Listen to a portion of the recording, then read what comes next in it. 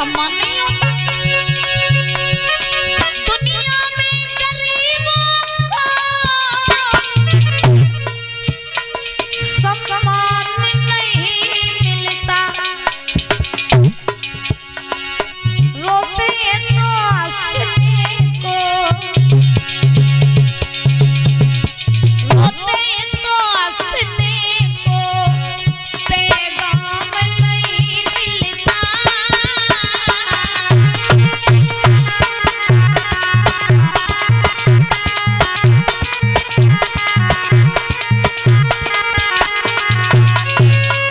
और जवाब दिया, धनुबान कोई मरता है तो शोर बहुत होता।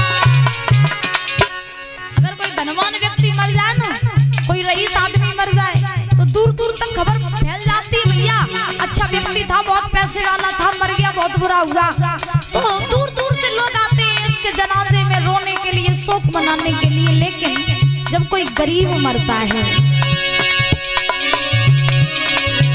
धनवान कोई मरता है तो शोर बहुत होता। अरे निर्धन का जनाजा तो, निर्धन का जनाजा तो चुपके से उठाओ।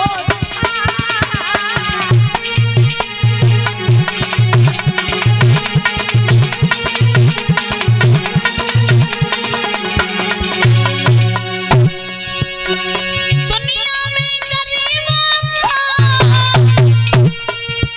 सम्मान नहीं मिलता, रोते तो हंसने को पैगाम नहीं मिलता।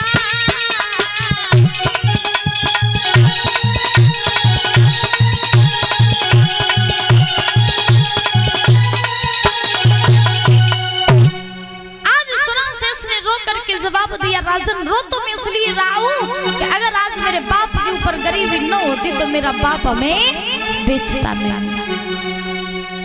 सुना शेष ने जब ऐसे वचन कहे तो हरिश्चंद्र के हाथ से महाराज तलवार छूट गई।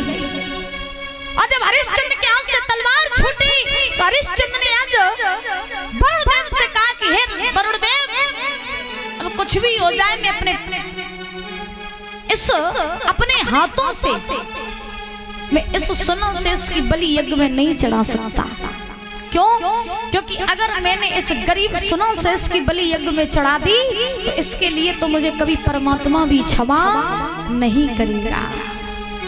लोग ये कहेंगे कि हरिश्चंद्र ने अपने पुत्र को बचाने के लिए दूसरे पुत्र की बलि यज्ञ में चढ़ा दी, इसलिए महाराज मैं इस बालक की बलि यज्ञ में नहीं चढ़ा सकता। आप ऐसा कीजिए कि आप मेरे बालक की बलि चढ़ा दीजिए, मुझे कोई आपत्ति नहीं है, लेकिन मैं इस बालक की बलि यज्ञ में नहीं चढ़ा सकता।